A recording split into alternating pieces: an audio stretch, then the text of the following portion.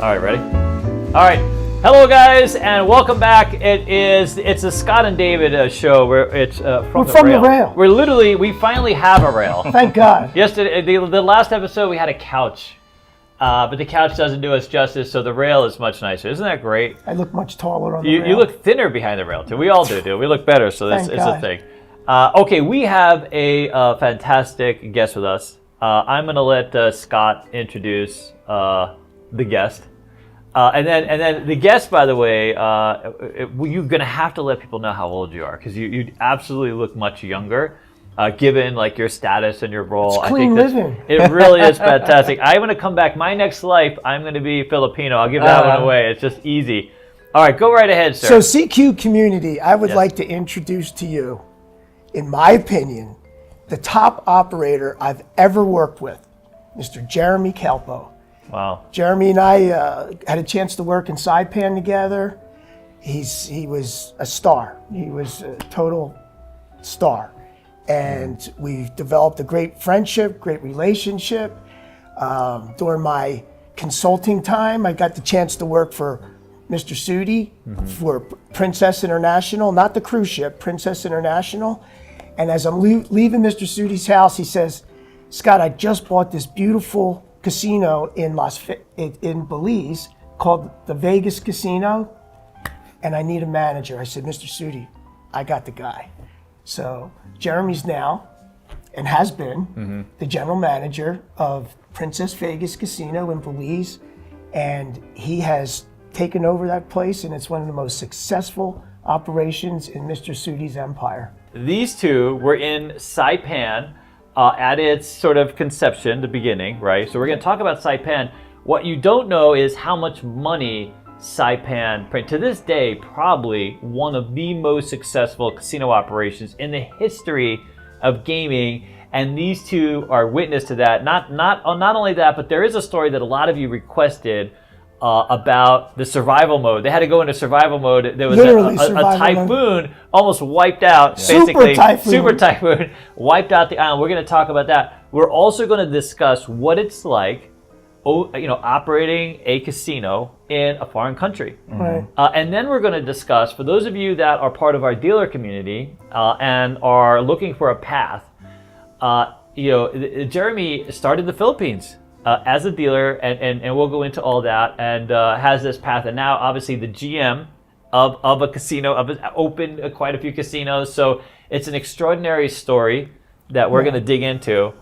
All right, let's get started. Like what I try to tell all my students at UNLV and soon to be at University of Virginia at Wise, one of the most powerful elements that you could add to your resume is I opened this casino.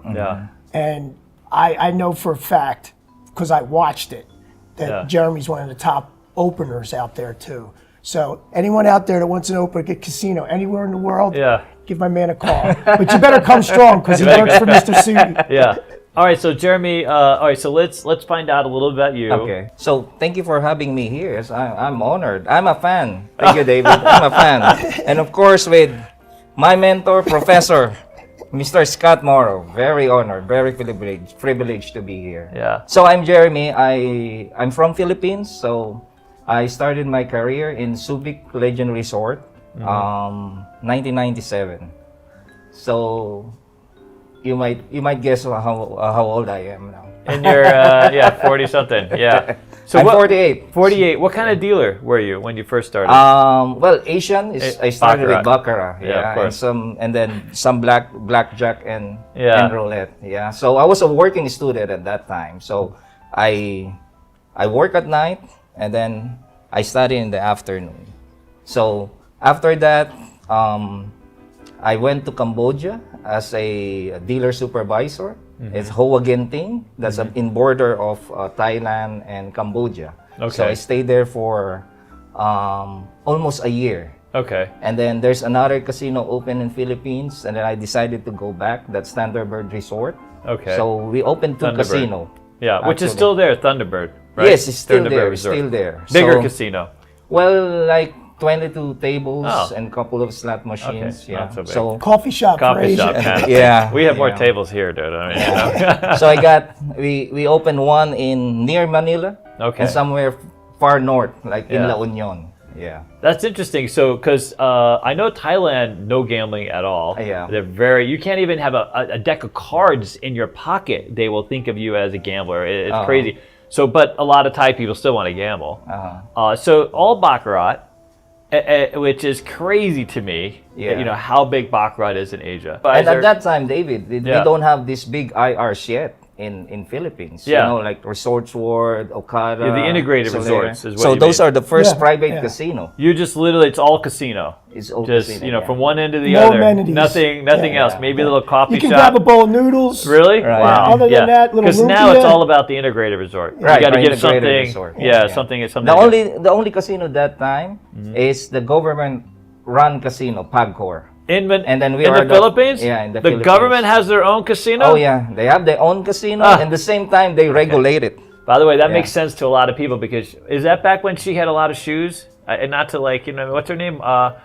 Emil DeMarco. Emil DeMarco. Because the Marcos are back in power, right? Isn't the kid back in power? Well, we won't get into politics, but You're the son, yeah. Yeah, the son is. Yeah, the son. But I can see, wow, the government owns their own casino. Right, Pagcor. right. Wow, Pagcor. interesting. Yeah. I never knew that's in Manila. That's Or- in Manila. They Manila. also have some other. Oh, other I'm sure they casinos have That's the whatever, whole whatever they Philippines. need. Yeah, interesting. Okay, how long before you're in Saipan? Like, how many casinos? Because it sounds like you've been involved with a few. After Thunderbird, Yeah. I opened another casino in Clark that was a former U.S. base. By Okay. the way, that Subic Leyenda is a former U.S. base. U.S. military base. Military base, Yeah, yeah. 'cause Military base. when the military leaves, what better thing to do? Open a casino, Open right? a You know casino, what I mean? Why yeah, not? yeah. Yeah. I opened that. Well, it's partly like that casino in Clark. We call it Widas before. Like it's 22. They have 22 tables. Mm-hmm. So when I join in, we open another one, a bigger one. Mm-hmm. So right now, that was we increased it to 50 tables from 22 Wow. to 52 on the new building.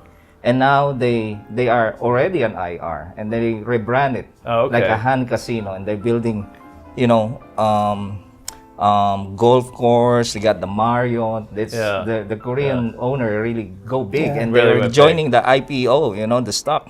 There you Yeah. go. Yeah. So Yeah. and then from there, then I went to Saipan. Okay, we gotta break down Saipan. Yeah. So we're gonna have to. It's an interesting topic, especially given kind of the role it's played in the ethos of casino gaming, but let's just say like okay, so in most places in the world, you know, like you talk about, it's an integrated resort. A lot of money is spent building a casino, getting all the tables, getting it opened up. Saipan, a little different model. Initially. All right, so go, yeah. So tell me about Saipan, Scott. Originally, before I got there, Yeah. they took over a couple stores in a strip mall. Mm-hmm. Literally bought out a sneaker shop, a jewelry store, Yeah. knocked down the In walls. a strip mall, like a in strip a mall. strip mall. Yeah. Yeah. Cheap. They got in there, the temporary license for the practice facility Uh-huh. with real money in the Yeah, practice. well, of course you got to practice real money, dude. Oh, it makes the focus much Yeah, no, it stronger definitely makes sense. when you have real money on the table. The math adds up quick. Yeah. So they got that open, and that was going. That was before Before I you got wasn't there. I wasn't there yet when No. that opened up. Yeah. But they did incredible business. We had 16 baccarat tables in this strip mall, and I remember reading an article that we were averaging $160,000 win per unit per day. One more time.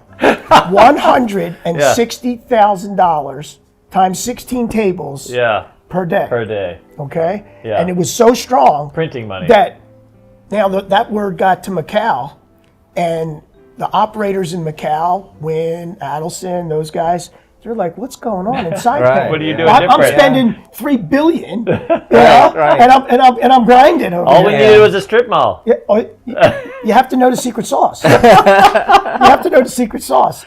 So anyway, yeah. but what's the thing that a casino? It's not about brick and mortar. Yeah. It's about the players. It's about the players. It's yeah. all about Right. the players. Yeah. If you got a license here, Yeah. your operation. We'd be printing money. We'd be printing money because Yeah. we would be able to get. We the know the players. players. We know the players. Yeah, the players go with us. Plus, we know they follow us. They follow us. Right. But they don't care about that. The walls mean less to a gambler right? Yeah. The amenities start to add up, right? That's Yeah. why the integrated resort, but that's to get in the 95% of the population, right? I think the people that really play or want to play, they're serious about the game. They want to know the game, and they want that seed, and they want that experience on the game. I think they pay less attention. You know what I mean? Like if you're like a Kelly's son, if you roll up the right game for Kelly's son, she's gonna go play it. I don't think she cares where it is. No, Especially for the Chinese players. Yeah, you know, right. you just give them time, don't bother them. yeah, Yeah. Give them tea and dim sum. yeah, That's dim it. sum, Yeah. done. And then Hot tea, Hot some tea, dim yeah. sum, Dim that's sum, it. That's I all you mean, need. They Palace, right? Yeah. I took a playbook out. I think they took maybe a little bit of your play, but Chris has created an environment there, that baccarat pit. Oh, it's awesome. So we have here in Vegas the baccarat. They call it the Triangle. It's there are 3 casinos that are all vying for the local Chinese business. Okay. And then Palace is sort of like this string at the end kind of thing. But we have the Palms, Gold Coast, and the Rio are all sort of vying for the same business. But I would wager Yeah. that Palace is winning that Palace battle. is winning. There's no doubt because Chris is Paddle- over there. Yeah. Who Scott knows really well. Another one of Scott's, a little bit of an acolyte, a friend, and has created this environment that is so conducive to, like you said, they leave them alone, Right. create their own little space, and they can drill down into they can talk to themselves and work out their own stuff. You know what I mean? And they love it. It's fantastic. Okay, so we have Saipan. Yeah.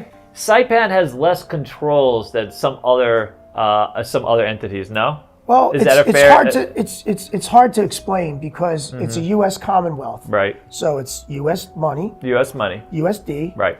U.S. laws. Which makes people see. Title 31. Title 31 is sort of in play. It was in play. It was in play? It was in play. I mean, well, So help me understand, how do you get to 160,000 per unit?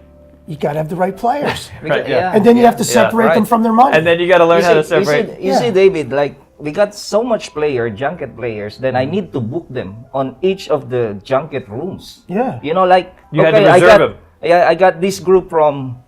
I don't mention the name. Like Yeah, of course. from this group and this group, like I want this VIP room 1. You know, like 2 tables or 3 tables. No, I'm sorry, I cannot book that. That's.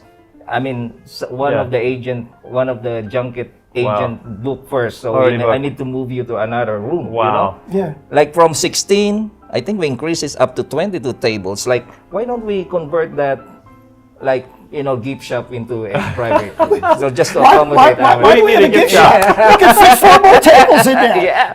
We don't need to sell bottled water. What do we Screw need the that water. for? What do you need souvenirs for, dude? Right. There's Your no souvenirs to chip off the table if you're lucky. There's a Hard Rock. There's a Hard Rock Cafe. Go get a T-shirt. Yeah. Hard Rock Saipan. Yeah, High Rock Saipan. Yeah. All right, okay. Literally, there was. Because there's a lot of rumors about Saipan still, right? I think that's where this comes from. Yeah. Yeah. Well, I worked in Macau for 3 years. Yeah. I worked in Mirage for a long time. Yeah. I worked at Ari. I saw a lot of really great action. Yeah. I never saw action like we saw in Saipan. We had $500,000 plaques. Why? Because we needed them. Because we had 2 players that could bet $1 million a hand. Wow. $1 million a hand. If you can't have laser focus on the game with $1 million a hand going down, you need to get a new line of work. I'm still trying to understand. Like that's the thing. I get it that the players and I know that the junkets. I know the Saipan was marvelously successful. Everyone talks about it to this day. Crazy successful. But what was it? What got someone on the plane? Right? Like what got people to The want deals. the deals? Okay, so Jeremy is an expert on the rolling chip programs. Okay, so that's one of the main reasons what he was there for, because the rolling chip programs, that's Asian baccarat, and that's all we had. You offer to the rolling, there's a different percentage like cashback, like free play. Okay, so when you roll, you get free play, you get cashback, chips, not hard cash. A commission. Yeah. Rolling commission. Rolling commission. Like some kind of rebate. But Yes, is the deal 1.1 or is the deal 1.2? And when you're rolling hundreds of thousands of dollars, that's a huge difference. So it's adding So up. if Macau's offering 1.1 or 1.2, whatever we need to do to get that player to come here, we'll go 1.3. And, Wow. and if you're rolling $1 million, that's a big number. Hong Kong Airlines, we bought every first class ticket for like 2 years. We bought them all. We bought them all. And the best part about it is, when they were empty, we could fly first class from Saipan to Hong Kong, which was I've done that a couple times. Plus, I think David, the owner, has yeah, let's get into that. He got a big network of rich people. You know, like he was the second biggest junket operator in the world. So he already has those So connections. here's the thing: he already had that connection. Right. So he already had the book. Right. He already has the players. But why would he bring his players to Macau and split commission when, if I spent this much money and put my own casino, now he's in a call bet. You know, he's in short money at the strip mall, and bringing the biggest players in the world to the strip mall, but giving them a sweetheart deal. That's how we got it on.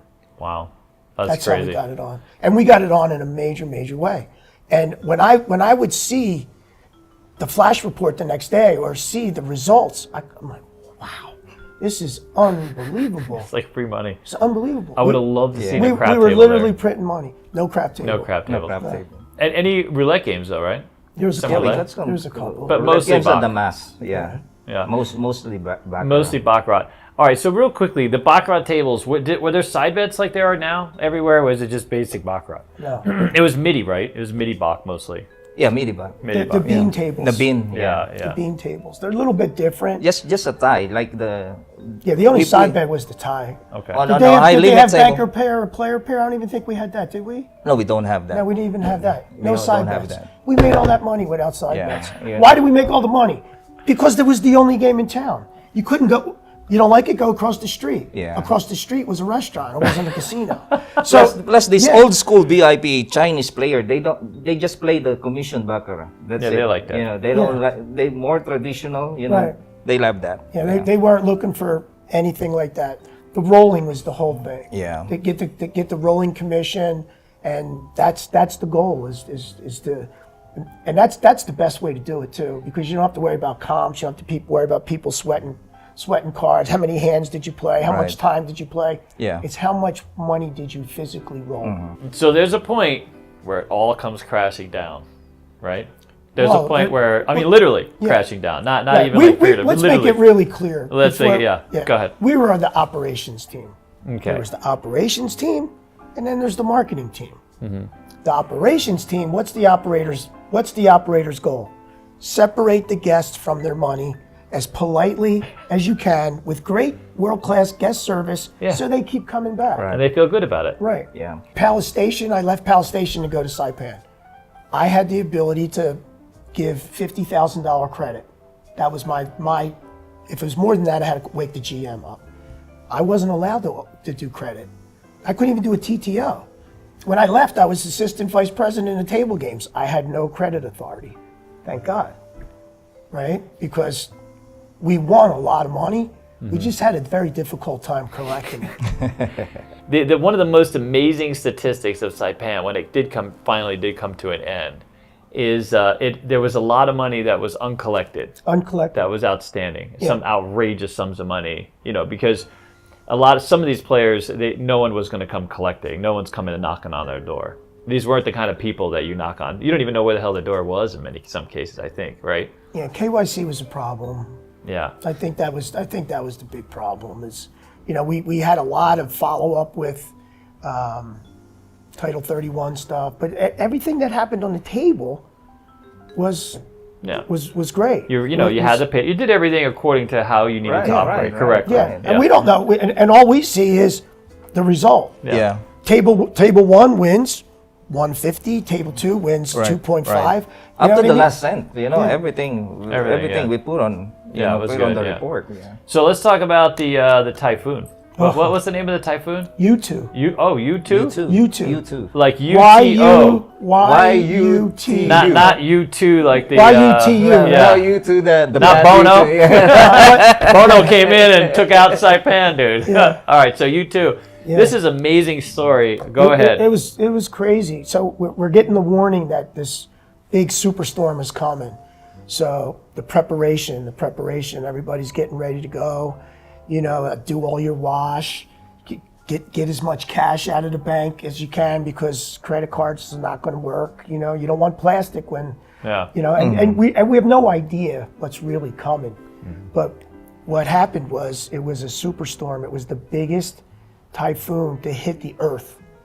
Oh, really? Not just Saipan, literally the earth at that point. But the eye of the storm was right over our island. Yikes. And the island, David, 5 miles wide, 12 miles long. Okay. So kind of small. So this starts to happen. It's coming. So we had to literally lock down the casino. That was we were crediting checks off the game. We were sending checks to the cage. So, and we got this one big player who's still playing. Like, right, yeah. They're like, but close that game last, you know? Yeah. So we're shutting games. We had like 78 tables. So we're on the main floor. So we're closing games, sending people home, go take care of your family, la, la, la, la, la. So it's me and Balint Baca, really great young man, great guy. He works for MGM International now. We're going, and I'm last shoe. I got to get everybody home. I know, right? You know, I'm on the phone. They're like, no, last shoe. Okay? The long story short, we shut the whole place down. I'm literally taking clothes off at the washing machine. You know what I mean? Like to get all my stuff done. I stop at the bank. I make a big withdrawal from the bank, so I'm fat with cash. I stop, I grab a couple cases of water or whatever I could get, you know, because some folks thought, this is nonsense. It's not really going to be a big deal. We get false alarms all the time. A lot of false positives in the typhoon world. This was the real deal. Yeah, until the one. This was the real deal. So I'm literally, but what's really wild is there was fiber optic cable under the ocean. So cell phones were no problem. So you had all the cell phones. Cell phones, communication was not a problem. Wow. That was really great. Good for them. We need to figure that out here. So this country. So anyway, now it's getting to the bewitching hour, you know, and here comes the wind, here comes the rain. It's starting to happen, and I'm on the phone with my brother, and he says, "Dude, put your sneakers on. Make sure you got your sneakers on because there'll probably be a lot of broken glass if you got to run." I'm like, great move. Then I look up and I see my bicycle helmet's on top of the refrigerator. I got the bike helmet on. I got the sneakers on. Did you get your life preserver on just in case, dude? Dude, my dog, I had to surgically remove her from my body the next day. I mean, she was under the covers with me. Wow. It was really wild. So That's now really it's and then he passes. My brother was with my wife. I'm talking to Karen, and she says, "Go by the window and take a picture." I'm not going near that window. You know.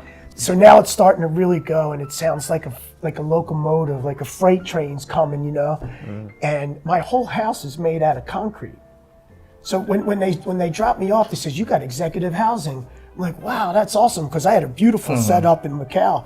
I get there, I'm like, this is executive housing. It's a concrete bunker. Thank God. Thank God. To win. Yeah, I mean, it was like I had the number one place. Yeah. I definitely was in position. I was in position A. Yeah. So now it's like I said, the freight train and the wind and the rain, and it's just really, I'm under the covers the whole bit. Yeah. So finally, this eerie quiet. It's like 8 or 9 o'clock in the morning, and my phone starts ringing. We got the phone. I can't remember the young man's name, one of the pit managers. The roof of his house. We had 7 dorms. So when you're on the island, everybody had to come in. We had the most incredible team. Handful of folks from the mainland, but over 80% of the team came from Philippines. And they were fantastic team members. Unbelievably great team members. So it was... this typhoon is really, really wild. I mean, I'm from Philippines. We got like average of 20 to 30 typhoons a year. Yeah. You know, but this is really something really special. I mean, really wild. Like we got a typhoon strong as this, but it just lasts for 4 hours, 3 hours. It just passed by. This typhoon doesn't want to leave the island. Yeah. You know, like just he passed, and then I think he came back a little bit. That's why it took like 8 hours, and then that's the time we got pounded. Wow. So right. I'm still in the house. Phone rings, one of the pit managers. He's hysterically crying on the phone.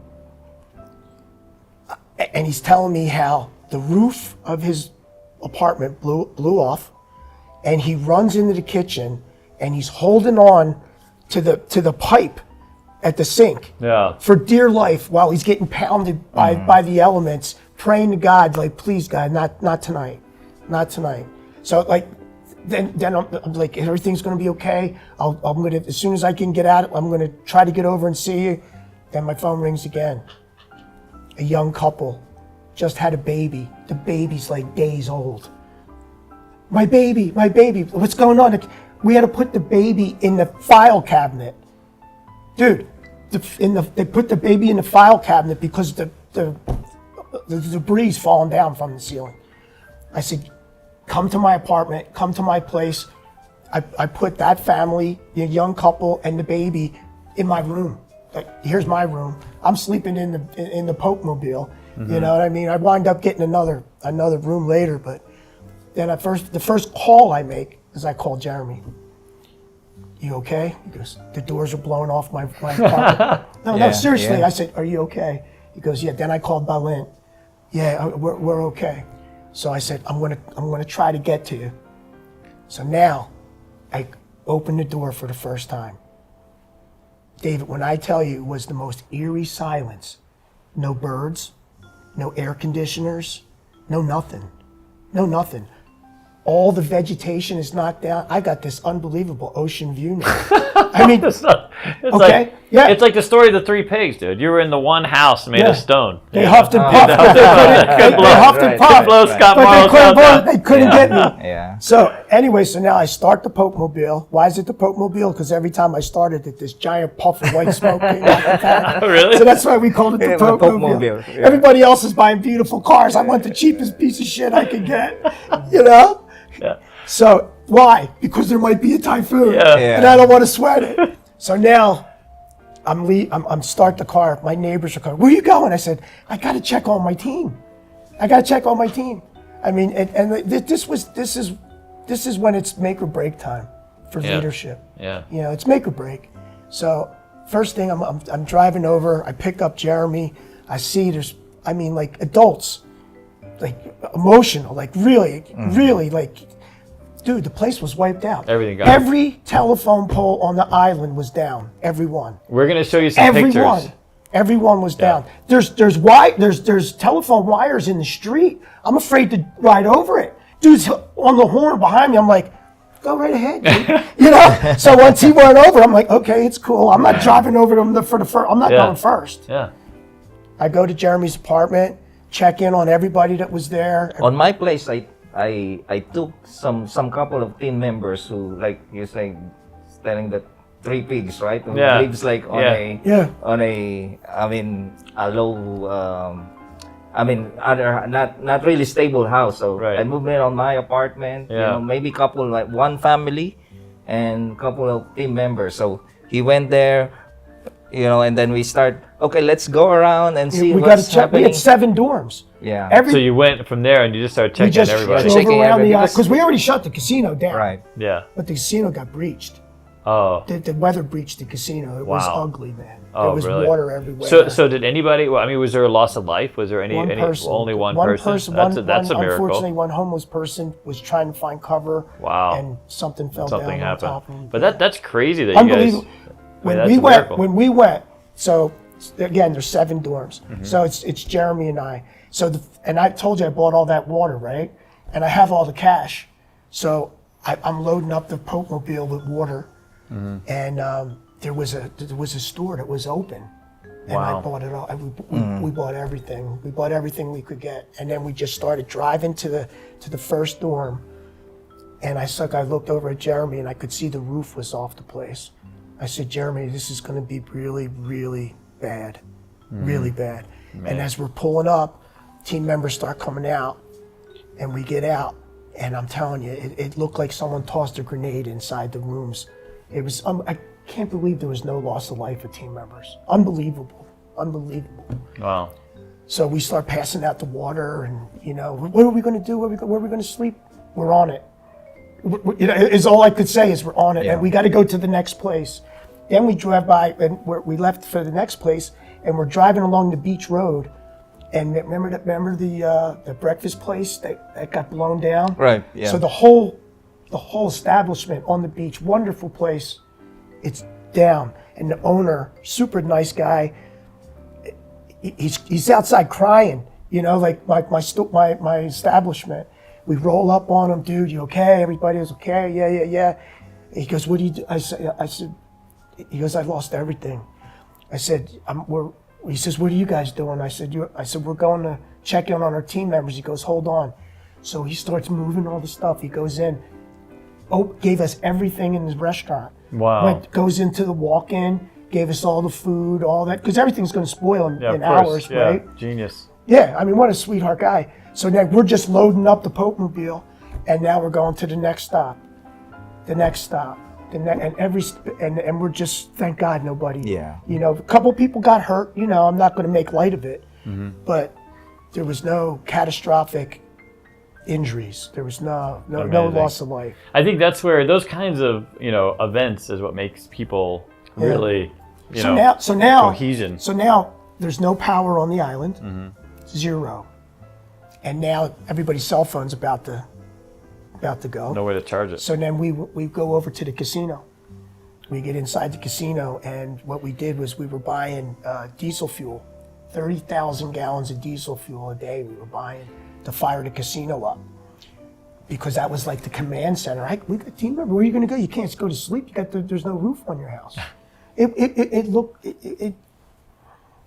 was unbelievable. And were there still players? Were there people that there's some folks that didn't listen and didn't get off the island. So they were still there to play. So when you reopened the casino, did you have action at the casino still? We opened the casino like months later. Oh, it was months later. Yeah, months later. Okay. Months later. So you were just running the control tower at the airport got knocked down. Yeah. Only military flights could come in the daytime because there was no runway lights. It was like a MASH unit. There was literally airlifting FEMA stuff coming in. Wow. It was unbelievable. But that's when you know are you surrounded with that's he was already great. That's when he went to the next level. Yeah, living through that. When you pick up the phone and it's nothing selfless, it's all about the team. The team. Yeah. That's when you know you got good people. You got good people. And Berlin too, because he went with us too. So, but it was amazing. Wow. That's when I like come back to reflect when people say like, what was some of your proudest moments in the casino business? It had to be that. That's got to be up there, because the way we rallied as a team. I was one of the highest ranking guys left on the island. A lot of leadership was off the island, and if you were off, you're not coming back, because my wife Karen got off the island 10 days before that. She went back to take a break off the island to go back to Las Vegas. That was a good timing. Yeah. Yeah. I always feel like if there's a meteor on the way one day to Earth, Vegas will be like the last thing to shut down. People will still be. That'll be like for dealers and players. Everybody will be right to the end, dude. Look Let's at get the that MGM hand in. fire. There were people still playing. Right. like Pompeii. Yeah. I do feel like with the one arm band with the handle on, the stripper poles. It'll just be life as usual here, at least right till the end. With that. That's amazing. I just can't Incredible. imagine. I have. So now it's like we're paying the team members to come in and help us put the casino back together, right? just clean. Yeah. Then it was pass out food they come in and pass out food and stuff to the citizens. Wow. Yeah, it was a major like FEMA effort that it turned into. After, thank God, nothing super bad. Then it just turned into a recovery mission to try to put it back together again. And a lot of folks wanted to go home. That was, that's it. I'm coloring up. I'm all, let me go. And it was, as soon as we could get them off the island, whoever wanted to go. Yeah. Because are we going to be able to put the business back? It was tough. It was really, really, really tough. You guys did eventually put the business back. Yeah. That's Yeah. not when Saipan. You guys, got the casinos going again, Yeah. and then Jeremy there was a one point- of the last men standing. Oh, Yeah. really? In Saipan? Yeah. Yeah, yeah. All right, so Until we're the pandemic hit. until the Yeah. pandemic. Okay, Yeah. so And the I pandemic was left the for next the pivot, UNLV gig. Yeah. and then you became Professor Scott Morrow. There was a thing came across my. I'm grinding one night on the computer, and I see a message come by. I'm on LinkedIn. I was looking at LinkedIn, and I see full-time professor at UNLV, gaming professor, lecturer. Like, wow! I write an email to the dean. He writes me right back. Follow through. Follow through. So that was one sentence. Fantastic. Follow through. And that led to one of my mother's proudest moments, me being a adjunct professor for a day. I'm like, look, Ma, look at this. It was more than a day. You guys it was spent a lot of time. it was like 3 days. Well, the first time. The Yeah, first couple. but we you're, did the you're clinic. in my videos for Yeah. online No, courses. it's Come on fantastic. now. We have his graduates that are coming here working on their master's degree now. They're like, listen, I learned everything. The dealing parts of it. We would come and do the lectures. It's a very cool thing. Okay, so the next thing I would really love to talk about, especially with you, both of you, is quite literally opening a casino. Like sort of the art of opening a casino, kind of how you're prioritizing. Especially, you're a Filipino who runs a casino in Belize, and you have done so because you've opened these other properties. So of course, someone they took that expertise and moved it to Belize. I think it's so fascinating because it's so different than an American casino, obviously, right? All right, what can we talk about? What's a way that we can kind of break this open? Well, I like I said, I think that if there's any opportunities, so let's talk about this. What's going to be the next greatest casino opening? Historic here in town, Hard Rock. Hard Rock, without a doubt. And it's going to be a real opening because it's been down for how long, right? So the iconic Mirage becomes the Hard Rock. Any one of you guys out there and young ladies that are looking, you got to put an app in there. You got to take a shot. I want to add a little bit of commentary because David had this recommendation for Fontainebleau. I will say I missed on Fontainebleau. The difference between Hard Rock and Fontainebleau is a lot. Hard Rock as an operator has experience, building casinos, building successful casinos. They've done a very good job in Florida. I mean, across the country. Hard Rock has the database. Literally, They've got the database. You're taking Fontainebleau. They've had no other casino database. Nothing. They're not dealing with Marriott. They were supposed to be hooked up with a hotel. That didn't work. There was a lot of things that sort of went off kilter that they But didn't. Hard Rock absolutely. has a database of hundreds of thousands And I of agree players. with Scott that this could be literally the next level. If you're at Cosmo, if you're one of the top Aria, this might be the best job. Yeah, but if you're at top 5, You probably you don't leave top 5. Yeah, you don't leave top 5. But if you're anywhere else, if you're outside of top 5, you have to put an app in. or if you're on call in the top 5, if you're looking for a full-time gig, I think Hard Rock might be a great place to be. 100%. Exactly. Everyone's going to want to stay at the guitar. Come on now. That guitar is looking great, by the way. It's fantastic. It's shaping up. It's nice. all taking shape. All right, so we're opening a casino. Let's get back. All right, so let's talk about that. Yeah. It's phenomenal that you've opened quite a few. Yeah, I've opened quite a few in Philippines and also Saipan, but the biggest one I could see there is New Star Resort. New Star. Yeah, So you it's opened New Star. It opened New Not Star only from did he day open one. New Star, he was the top executive. Top dog. He was the You guy. were literally the guy. He was the Yeah. guy. He had all the major responsibility. So it's So we started like right from the purchasing, every single Everything. screw on this table, The I felt. know, the felt and Everything. everything, like on the planning. Crazy. This is quite design the challenging. chips, design the layouts, Everything. Everything. And then how many everything. tables did New Star have? Oh, we have like 250. 250. So what Yeah. you're saying Yeah, is so that's twice the target the size the of MGM. 250, but we didn't open it at one time, but we opened it Phase like 1, phase 2. phase 1, phase 2. But the most important thing on opening a casino is you need to hit the time, because right. like You gotta New make Star, that- okay, we'll be opening it at, I think we'll open it May 8th. You can everybody, I mean the owner's counting on you. You need to get this thing done, Done. So what I usually do is like, okay, May 8th, and then I got like a month before, is something like we are opening that casino a month before, and then we work backwards. That's great. Yeah, that's how you do it, because you cannot mess up. You cannot mess up your timeline. You got to hit the target. Yeah, you gotta hit the target. You're going to be How early many, or how on many, time. how much money per day if you miss? If you're missed. Right. If you're losing. And how much capital investment? They just keep I saying. mean, they invited the governor, they Oh, invited the mayor, they invited you the have to chairman print an of, invitation, chairman right? of the You don't gaming just send those commission. folks an email. Yeah, pardon. You know? Yeah, hold on, cross that out. Sorry about that. Yeah, plus, I mean, getting those equipment, you know, from Macau, from China, plus the gaming commissions, you know, like the processes, the customs, the exemption tax. It takes long time. It takes a long time. Your walkthroughs with the government. Right. Today's a test. If you don't pass the test, you don't open. That's So right. the staff has to be on. The staff has to be tight. Right. That's a whole nother thing too. Yeah. I mean, putting the casino together with the equipment, that's one thing. Right. But what did we talk about? Team members make Team the members, plays. Team members. You got to get members. the team members. The training, I'm- all I'm- that. I was totally blown away by the level of expertise and professionalism that came from the team members that in Saipan, and again, a majority coming from the Philippines. They were awesome. Yeah. How awesome were they? The folks from the mainland, they came in to work early to sign the early out sheet. The team members from the Philippines, they came in early to sign the overtime list. Overtime. One of the toughest things we had to manage was the overtime. That's that they just loved the game. They loved the business.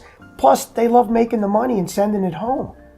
It was amazing to me to see how hard these folks worked and how dedicated they were to family, sending that cash home. It could be easy. They could have partied with both hands in Saipan, you know. There was a lot of opportunity for that. Very, very, very regimented, very dedicated, big family oriented, awesome team members. I wish I could get them all visas to come the next place I work. You know what's interesting? I've been in this business a long time. I've met a lot of suits in this business. And I'll just talk to this very personally. I get along very well with Scott because Scott is about, you know, it's about the people. I feel like I've run across a lot of, I get that sense from you too, which is why I think that you guys have this great connection. You don't have the ego that I sometimes run into, the personalities. You know, I've met some bosses that have done remarkable things, you know, but they have this gravitas to them, this whole other personality. They put themselves up here and then everyone else is over here. You see, I don't get that sense from you. You know, and you know, you've been in gaming long enough. There are these old, you know, these old suits, these old style sort of bosses, and they're more interested in being the boss and sort of having this playbook than they are in the investment in the human parts of it, the team parts of it. And I get that sense because as I've met you, you have no ego. You're really about just the job, the opportunity, the team. You follow, which I think is, you know, is fantastic. Right? And he's got miss a that. super powerful resume. Yeah. A super powerful resume. You know what is interesting, a reflection on, and you know, on Scott is, you know, there are people that try to juice themselves past Scott's always focused on, are you good? Are you a good, you know, are you doing your job? Are you good? And if you weren't good, I'm not going to share it, but I have someone who tried to get juiced, who tried to juice themselves past Scott, and they had a little conflict, or at least this dealer felt like it, because he wasn't very good. He was trying to use some other thing, you know what I mean, instead of just being a better team member, and it didn't work out well for him because that's not how Scott operates. Scott puts his, what's that expression? Aces Your aces in the right Aces in places. Tell him, That's right. Jay. Aces in places. Aces in places. So if you were good, right? Yeah. You know, when I was a younger dealer, I practiced. If you watch some, you know, me dealing, I practiced all day long. Yeah. I worked very hard to get to that Rio high limit table. I practiced. I went home. I had checked a layup. I literally drew a layup. They didn't have layups like we have. I drew the layup. I practiced the moves. I wanted to be accurate and all this other stuff. But I had no juice. I didn't know anybody. I was, you know, this kid from the East Coast. I wasn't, you know, I wasn't Italian. I wasn't from this area. I didn't play football. I didn't do the fantasy football. I didn't do the fantasy football. I didn't do all these things. Look at you now. You have every casino Now I manager got every casino manager. contact information in your phone. Because David doesn't play the ego thing anymore. You either want what I am as a person, or I just move on, right? I would have wished to have Scott as a boss, because Scott would have seen me as a great employee, because that's why we get along so well. Because I didn't need juice. I passed an audition at the Rio that where 30 other people auditioned. You know what I mean? No one made a phone call for me. Right. Earl, what's his name? Earl something or other. He hired me because I was a great dealer that day. I was the one dealer that passed that audition. Wow. Most of the people that were part of that organization got juiced in. They knew the Marnells. They had, they had relationships, but I was just a good dealer. And they couldn't set up 78 across. And they couldn't set up 78. They couldn't set up 90. They couldn't do any of that stuff. Which is always a thing. Here we have stories that are literally focused. Even though we're talking about the casino business, we're still back to talking about people, because people make it work. It's relationships. Right. I always tell my team members, David, like, I'm here. My objective is not really to bring up my name. This is to bring up what's best in you. So. Scott and I got an eye on those guys who got a potential, and we support it. We push them. We push them not in a bad way to put pressure, but we know that they got some more potential, and we support them.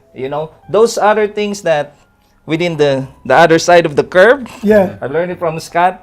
So we don't focus on that. We focus on more. No, the bell curve. I told not bell bottoms, bell curve. No, the first day I met Jeremy, he knocks on my door. Hi, I'm Jeremy. I'm like, you're Jeremy? Because one of my bosses, he goes, Jeremy's coming. I'm like, who's Jeremy? He goes, you're gonna love this guy. I said, really? What's he do? He goes, he's gonna be one of your shift managers. He'll be your top shift manager. And it was just great. Really great. He knocks on my door the first day. Comes, hey, come on in, sit down. And we start talking. I said, are you ready, Jeremy? Can we talk a little bit? He goes, go for it. I said, I grabbed the chalk. I got the whiteboard behind me. I said, everything in life, Jeremy, is the bell curve, especially here in the casino. And he's looking at me. I draw the bell curve. I said, I split it in half. I said, our job, I said, 50% of the people sit on the middle.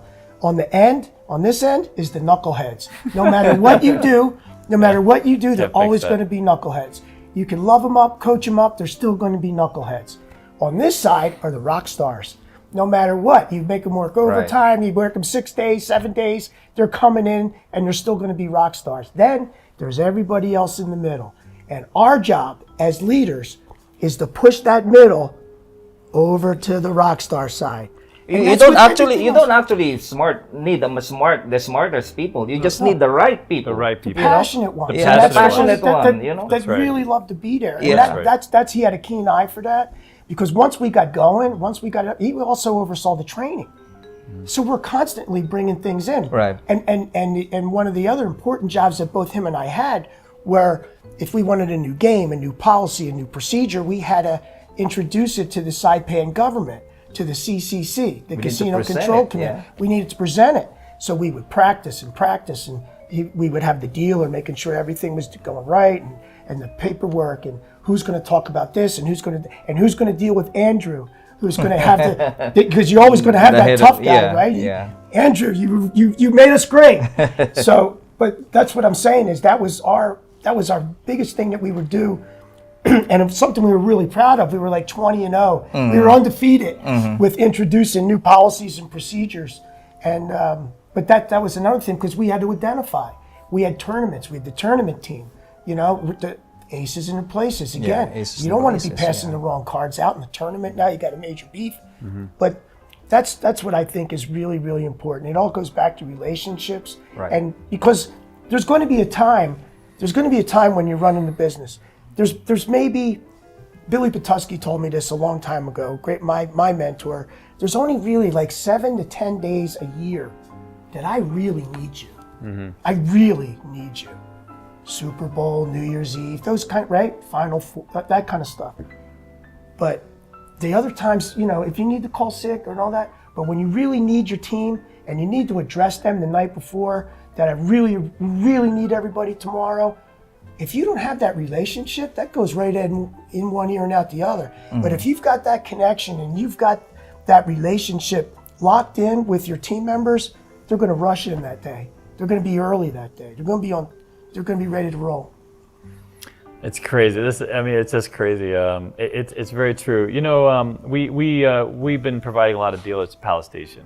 Years ago, Palace Station, was different type of casino. Many years ago, it was kind of the low end of the station property type of thing. And as a casino, I go in there now, and the number of stories we hear about dealers hugging players, just that kind of thing, those kinds of engagements, right? Where the morale is so good. It's not the best job in town. It's a break-in job. It is what it is, right?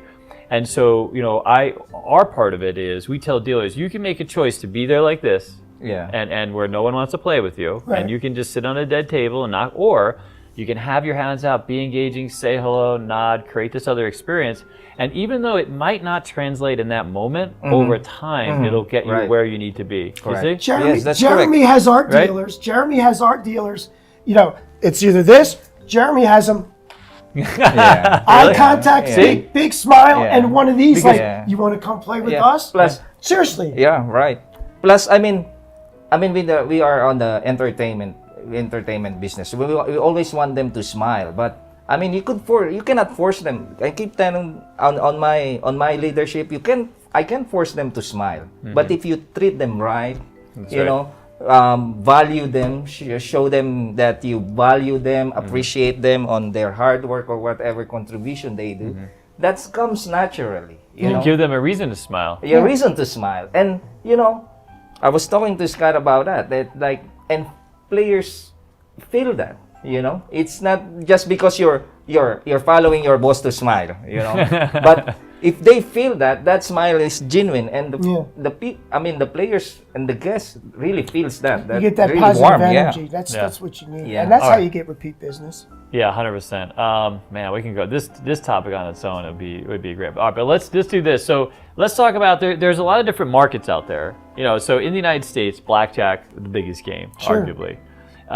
Obviously, baccarat, number one game here in town, still generates the most revenue, but it does a lot of tables, just thousands of blackjack, compared to 425 baccarat tables that also generate potentially a ton of money for Vegas, give or take. In fact, the win-loss of Vegas is usually measured in baccarat wins and losses. The other tables kind of stable business, give or take.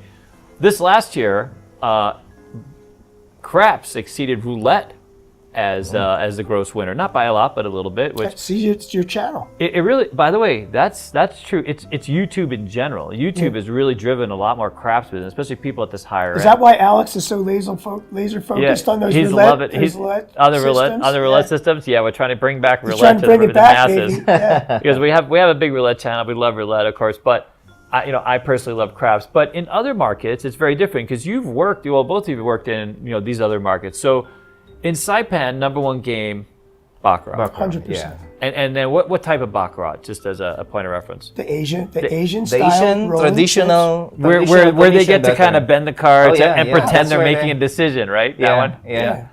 And they love that. I see that all the But time. the thing is, it's like when you understand what's going on with that, it's awesome. It is awesome. But when people say, why don't they just turn the card over? Right.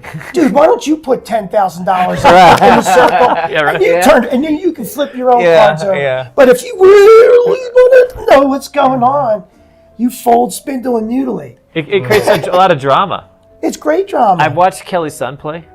She doesn't like you to watch too close, but back in my when she plays at Palace, I can be way over in the Keno section in my machine watching, and they go through this whole elaborate thing. There's kind of the dance of the cards where one comes up and it goes this way, and then she pulls up. It's a very interesting thing. She talks to thing. the dealer, turn one. Yeah. Open one. And there's like a special way that she wants to interact. Okay, so then in the Philippines, what is the number one game in the Philippines? I would say still baccarat. It's still baccarat. Most of our junket and high limits table, VIP tables are baccarat. Okay, how about Belize? Belize, it's a different market right now. We're talking about my players. 90% of my players are Mexican, so roulette is the main game. roulette, big, very and big. single zero roulette. Yeah, single zero. With the racetrack, right? With the SR. racetrack. Yeah, So with the European, racetrack. roulette with the Yeah. racetrack, the section betting, betting completes, all that stuff. Well, it's not that complicated as no? with the racetrack. We just do the neighboring, but not the whole Orphans and racetrack. Not the neighbors. whole Yeah, racetrack. to keep it more simple. Yeah, oh, okay, Yeah. that's interesting. You know what's so funny that most people don't realize? So a lot of our foreign business sort of dried up here in Vegas, right? Canadians stopped coming, Mexicans stopped coming, Europeans because of some of the visa issues, some of the Right. getting in and out of the country types of things. There's a lot of propaganda going on too in those countries. Like, Yeah, there's a lot of don't there's go a to, lot don't of spend your yeah, money don't in the go United like States. well, okay, because Canadians, right?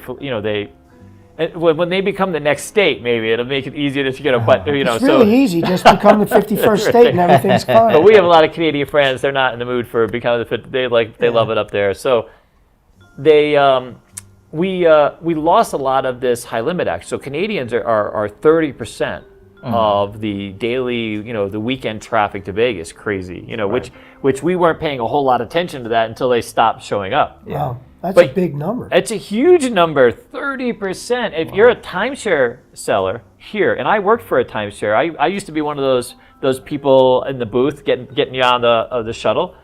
If you were Canadian, you got a bump. A lot of them were because the Canadians buy timeshares. They had better credit typically, better reliable revenue, income, that kind of thing. But it was the lost statistic in all of this. 10% of all the high limit play in Vegas comes from Mexico. Comes from Mexico. The Mexicans that actually come to Vegas are these high limit players, which I can imagine. You get a lot of that, no? Yeah, got a lot. I think the reason why I'll tell you the story about that. Yeah, good.